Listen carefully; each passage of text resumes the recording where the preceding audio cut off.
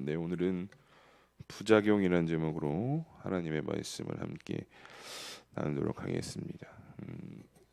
저는 어린 시절부터 앓고 있던 질병이 하나가 있습니다. 아토피 피부염이라는 질병인데, 그래서 이게 환절기가 되면 많이 좀 심해져서 좀 잠도 잘 못 자고 또 생활하기에 좀 불편함을 주기도 합니다.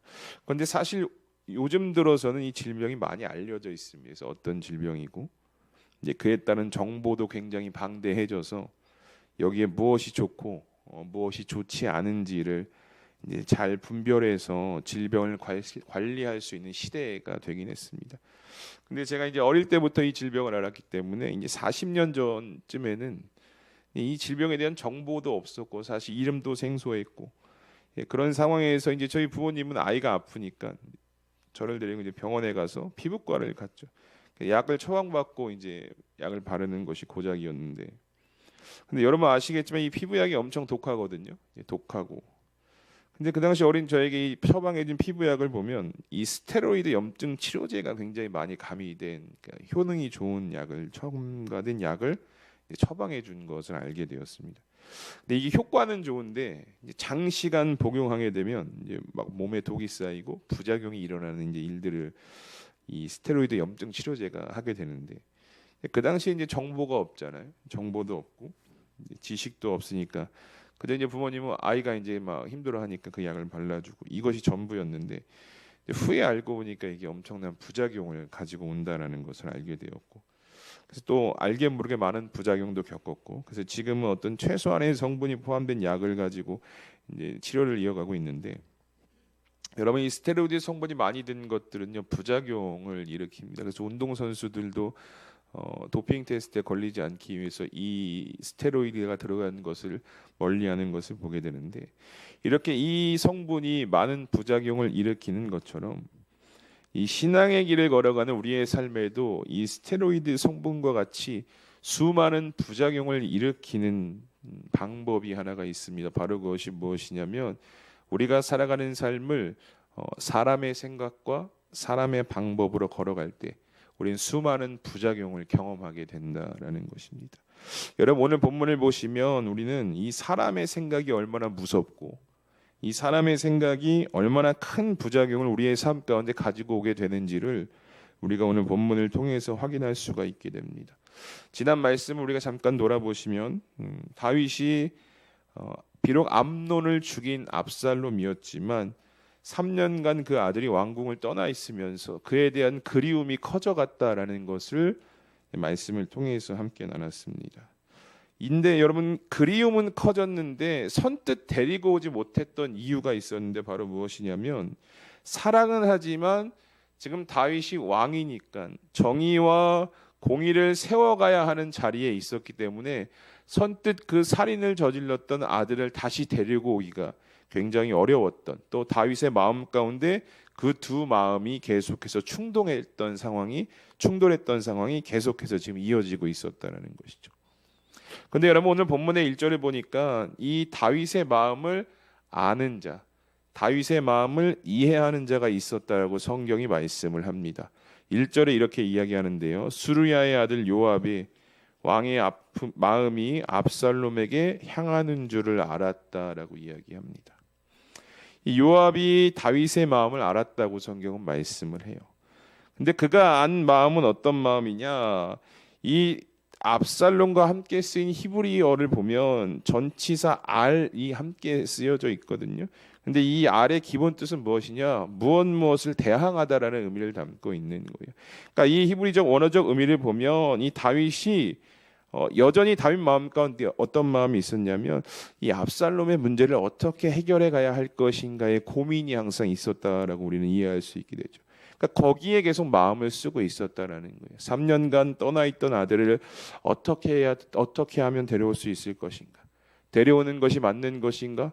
이 마음이 계속해서 지금 충돌하고 있었는데, 이 마음을 누가 알았냐? 그 옆에 있던 요압이 왕의 마음을 알았다라고 성경은 말씀하고 있는 것입니다. 여러분 요압은 우리가 다윗 옆에 항상 등장하는 굉장히 가까운 인물로 이해가 되죠. 어찌 보면 그렇기 때문에 왕의 어떤 행동만 보고 왕의 말만 보고 왕의 마음을 헤아린다라는 것 어떻게 보면 자연스러운 일이기도 합니다. 그런데 헤아리는 것까지는 좋아요. 옆에서 왕이 이런 마음을 갖고 있구나, 이런 상황을 고민하고 있구나, 이렇게 헤아리는 것까지는 좋은데 오늘 요압은 여기서 한 걸음 더 나아가는데 어떤 것이었냐? 이 압살롬의 문제를 사람의 방법, 사람의 생각으로 해결하려는 움직임을 보여주고 있다는 것을 우리가 오늘 성경을 통해서 확인할 수가 있게 됩니다. 사실 다윗이 요청하지도 않았어요. 야, 이 문제 좀 어떻게 해결해 봐라, 이렇게 하지 않고요. 요압이 다윗의 마음을 보고 스스로 사람의 생각과 방법대로 움직였다라는 것이죠. 그러면 여러분, 요압이 어떤 방법으로 이 다윗의 마음을 헤아려 줬느냐? 오늘 본문 2절과 3절에 여러분 이렇게 말씀하고 있는데요. 우리 함께 읽어보도록 하겠습니다. 2절과 3절입니다. 시작. 드고아의 사람을 보내 거기서 지혜로운 여인 하나를 데려다가 그에게 이르되 청하건대 너는 상주가 된 것처럼 상복을 입고 기름을 바르지 말고 죽은 사람을 위하여 오래 슬퍼하는 여인같이 하고 왕께 들어가서 그에게 이러이러하게 말하라고 요압이 그의 입에 할 말을 넣어주니라. 아멘. 다윗의 마음을 알고요, 여러분, 요압이 움직이기 시작해요. 사람의 방법으로. 그런데 여러분, 이 모습만 보면 요압이 마치 다윗을 정말 생각하고 다윗을 아끼고 이렇게 오해할 수가 있지만 사실 그렇지 않았습니다. 겉보기에는 다윗의 마음을 헤아리는 것처럼 우리가 볼 수는 있겠지만 요압은 전형적인 기회주의자였다라는 것이 성경 후에 밝혀지게 되거든요. 그럼 지금 왜 요압이 다윗의 마음을 알고 압살롬을 데려오기 위해 왜 이런 일들을 준비했냐? 줄을 선 거예요. 압살롬을 데리고 와서 압살롬에게 내가 줄을 서면 후에 왕권이 이어져서 내가 출세하고 좀 잘 살 수 있지 않을까라는 마음이 있었다라는 거죠. 요압의 이런 전형적인 성향을 우리가 어디서 찾아볼 수 있냐면 후에 이 자신이 데리고 온 압살롬을 요압이 죽이거든요. 아니라고 생각하는 거예요. 그리고 또 어디로 줄을 서냐? 솔로몬이 아니라 아도니아에게 반란을 가담하는 일도 요압이 행하는 것을 우리가 후에 성경을 통해서 확인할 수 있죠. 그러니까 전형적으로 자신의 출세만을 위해서 기회를 노리고 있는 자로 요압은 성경에 기록되어져 있다는 것이죠.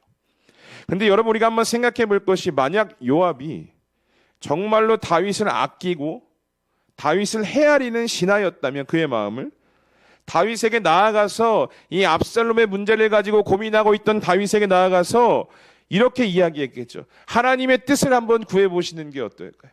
하나님께 기도드려보는 건 어떨까요? 이렇게 권면을 했을 거다라는 것이죠. 그런데 요압은요, 그렇지 않았죠. 자신의 이익만 생각했잖아요. 내가 어디에 줄을 서야 후에 다윗이 죽고 나서 우리의 가문이, 우리의 가정이 어떻게 잘 나갈 수 있을까? 이 이익만 생각했기 때문에 하나님의 뜻과 하나님의 뜻이 아닌 사람의 방법으로, 사람의 생각으로 이 문제를 해결하려고 했다라는 것입니다. 결국 요압이요, 드고아에서 한 지혜로운 여인을 이렇게 데리고 와서 그를 다윗 왕에게 보냅니다. 그리고 이 여인에게 대본을 하나 준 거예요. 짜여진 각본을 하나 줘서 너는 왕 앞에 가서 이렇게 이야기를 해라라고 지금 연기를 지시하고 있다는 것이죠. 그러면 그 연기가 무엇이냐? 지시한 대본이 무엇이냐? 6절부터 7절에 이렇게 말씀합니다. 이 여종에게 아들 둘이 있더니 그들이 둘에서 싸우나 그들을 말리는 사람이 아무도 없으므로 한 아이가 다른 아이를 쳐 죽인지라. 온 족속이 일어나서 당신의 여종 나를 핍박하여 말하기를 그의 동생을 쳐 죽인 자를 내놓으라. 우리가 그의 동생 죽인 죄를 갚아 그를 죽여 상속자 될 것까지 끊겠노라 하오니 그러한즉 그들이 내게 남아있는 숯불을 꺼서 내 남편의 이름과 씨를 세상에 남겨주지 아니하겠나이다 하니. 아멘. 여러분, 이게 요압이 사람의 생각으로 쓴 대본입니다. 두 아들이 있었는데 여인에게 두 아들이 들에서 싸우다가 다른 아들 하나가 다른 아들을 죽였다라고 이야기해요. 그리고 그 사실을 알게 된 형제들이 와서 남은 아들 하나도 내어놓으라. 내가 그도 죽이겠다. 그리고 상속자가 되지 못하게 하겠다라는 이 상황을 마치 진짜인 것처럼 이 여인이 다윗에게 나와서 호소를 하고 있게끔 요압이 대본을 짰다는 것이죠. 다윗의 상황을, 지금 다윗이 고민하고 있는 이 상황을 아주 절묘하게 비유로 만들어내서 마치 이 여인이 진짜 이 일을 경험하고 있는 것처럼 그렇게 대본을 써줬다라는 거예요. 근데 여러분, 이 요압이 이 각본을 짜면서 아마 확신을 했을 것입니다. 아, 다윗이 이 여인의 말에, 이 여인에게 짜준 대본에 분명히 공감할 것이다. 그리고 이 여인을 도와줄 것이다. 이 확신을 가지고 요압이 이 일을 행했다라는 것이죠. 그리고 결과적으로 10절부터 11절에 보면 요압의 의도대로 다윗이 여인의 마음을 공감하기 시작합니다. 이 여인의 마음을 공감하고 그를 돕겠다라는 결정까지 내리는 것을 보게 되는데, 오늘 우리 10절과 11절 본문 말씀 10절 11절 우리 함께 읽어보도록 하겠습니다. 시작. 왕이 이르되 누구든지 내게 말하는 자를 내게로 데려오라. 그가 다시는 너를 건드리지 못하리라 하니라. 여인이 이르되 청하건대 왕은 왕의 하나님 여호와를 기억하사 원수 갚는 자가 더 죽이지 못하게 하옵소서. 내 아들을 죽일까 두렵나이다 하니, 왕이 이르되 여호와께서 살아계심을 두고 맹세하오니 내 아들의 머리카락 하나도 땅에 떨어지지 아니하리라 하니라. 아멘. 요압의 의도대로요, 다윗이 이 여인의 마음을 공감을 합니다. 그리고 여인이 처한 상황을 도와주겠다고 하나님의 살아계심을 두고 맹세를 했다라는 것을 지금 보게 되죠. 근데 여러분, 오늘 다윗의 반응을 보시면요, 조금 과하지 않은가라는 생각이 들지 않으십니까? 그냥 그 여인의 말만 듣고 이렇게 결단하고 도와주겠다 결정하는 것이 조금 과하다 생각이 들지 않으십니까? 여러분, 지금 다윗이 이 여인의 마음에 공감을 하고 왜 도와주게 과하게 행동을 하느냐? 지금요, 이 다윗은 이 여인에게 감정이 이입이 된 거예요.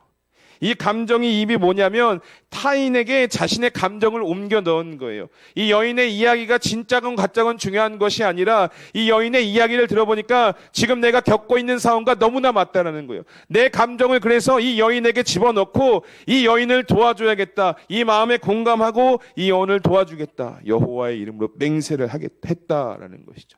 그러니까 내 상황을 이 여인의 상황과 같은 동일선상에 놓고 지금 공감하며 도와주겠다는 거죠.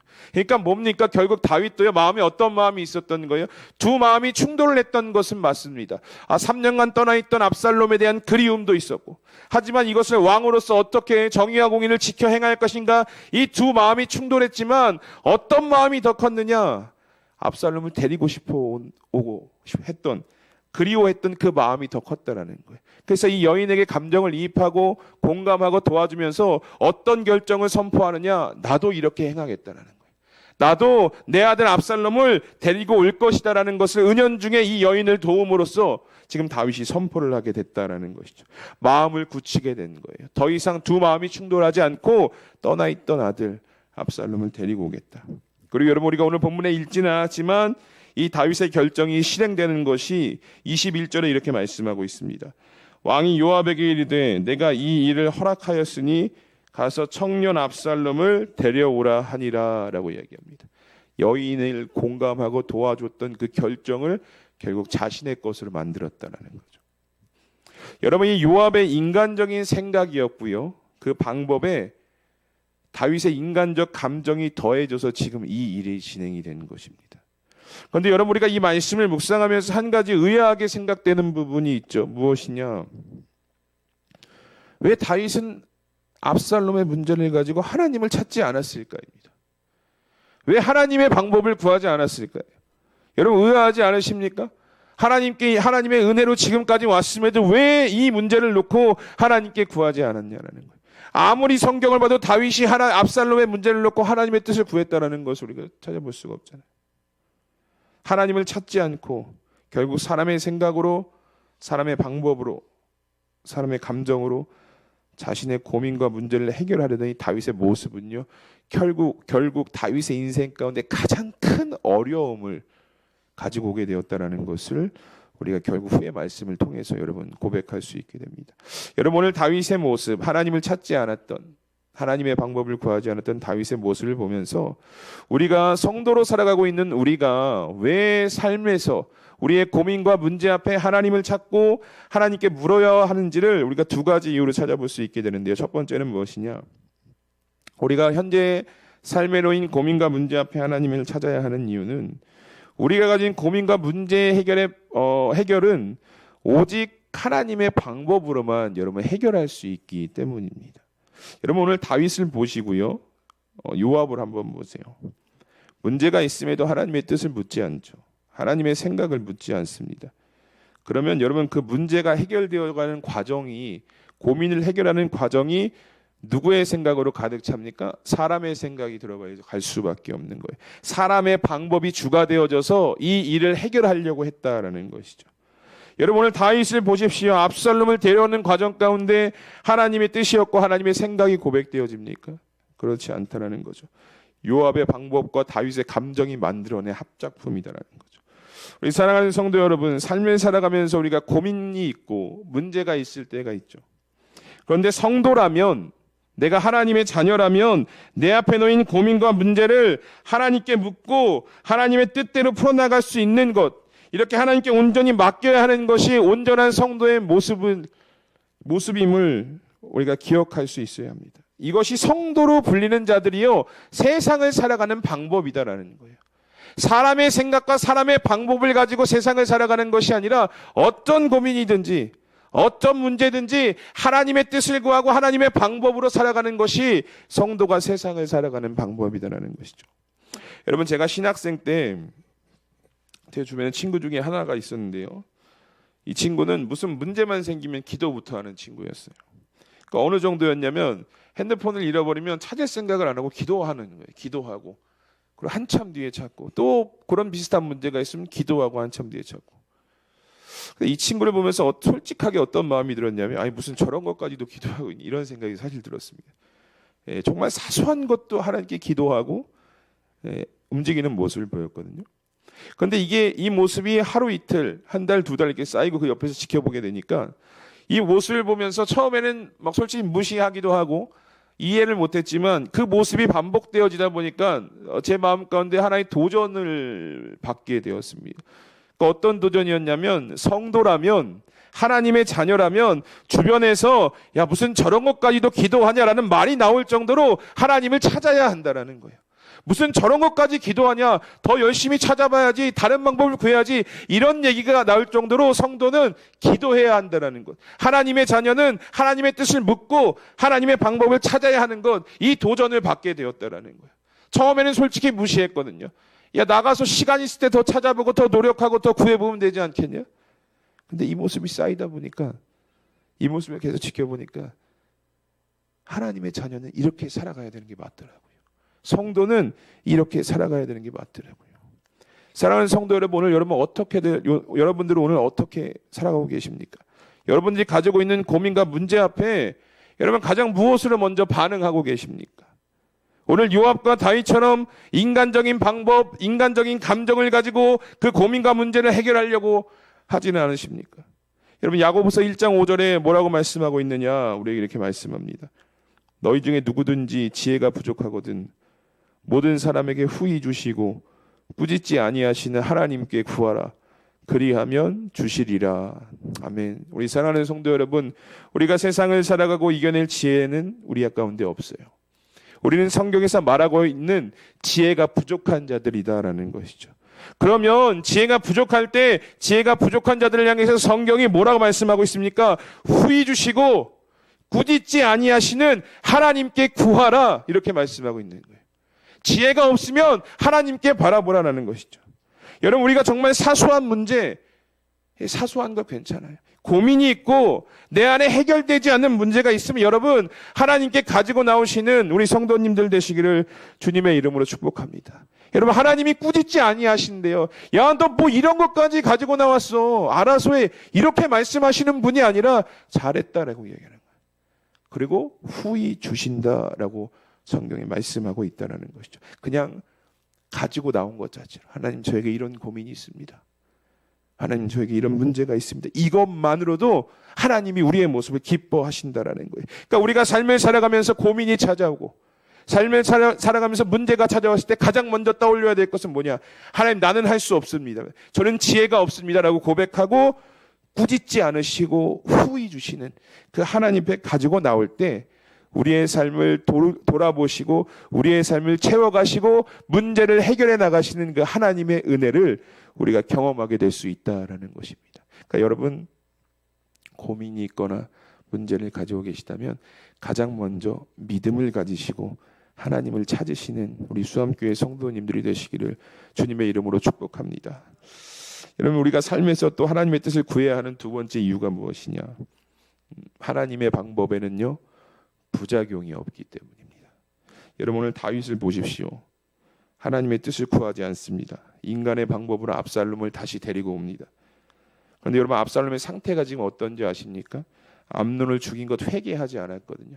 잘못을 인정하지 않았거든요. 근데 그냥 데려다 놓은 거예요. 사람의 방법으로. 근데 여러분, 이후에 이 일이 어떤 결과를 가지고 오느냐? 15장 이후부터 보시면 우리가 너무나 잘 알고 있는 압살롬의 반영이 드디어 시작이 됩니다. 사람의 방법으로, 사람의 생각으로 움직였더니 너무나 큰 부작용이 일어나게 되었다라는 거예요. 여러분, 우리가 왜 하나님의 뜻을 물어야 하는가? 왜 우리가 더 하나님께 힘써 기도해야 하는가? 여러분, 사람의 방법은요 언제나 부작용이 따라오기 때문입니다. 사람의 방법으로 모든 것을 행하려고 하면요 그 후에는요 너무나 큰 부작용이 따라올 수밖에 없기 때문입니다. 왜냐? 인간의 지혜와 능력은 한계가 분명합니다. 한 치 앞도 모른다라고 이야기하잖아요.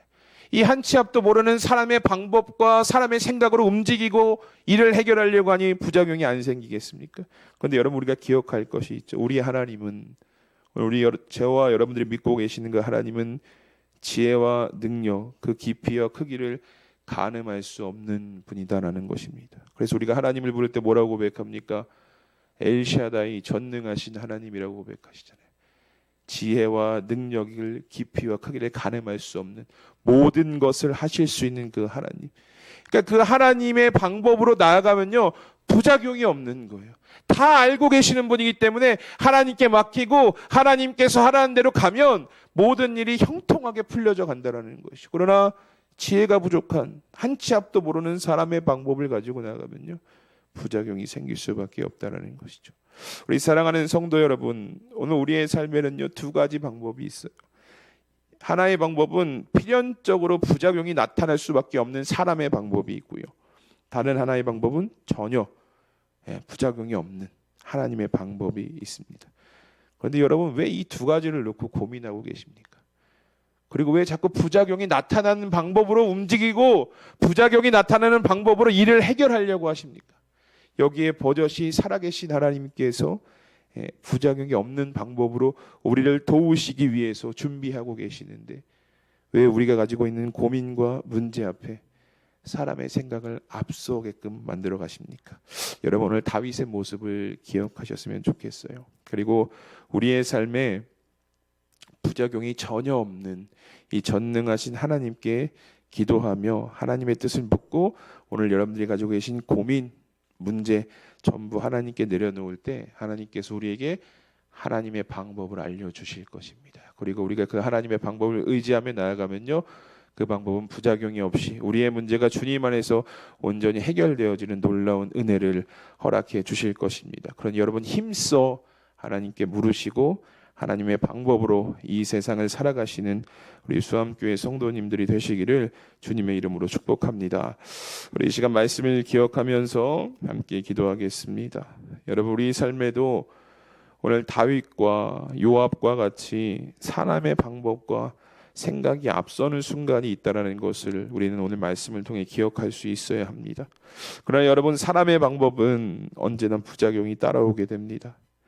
그러니 우리는 사람의 방법이 아닌 전능하신 힘써 하나님의 방법을 구하는 자들이 되어야 합니다. 우리가 이 시간 함께 기도할 것은 하나님, 오늘 성도로 살아가는 우리의 삶에 놓인 고민과 문제를 가지고 사람의 생각, 사람의 방법으로 반응하지 않게 하시고 전능하신 하나님 앞에 가지고 나와 하나님의 방법으로 해결되어지는 놀라운 은혜를 우리의 삶 가운데에 허락하여 주시옵소서라고 우리 시간 함께 합심하여서 말씀을 기억하며 기도하며 나가겠습니다. 다 함께 기도합니다. 하나님, 감사합니다. 오늘도 우리를 이 예배 자리 가운데 인도하여 주시고 또 함께 하나님의 말씀을 나누며 우리의 삶의 믿음의 결단이 고백되어질 수 있도록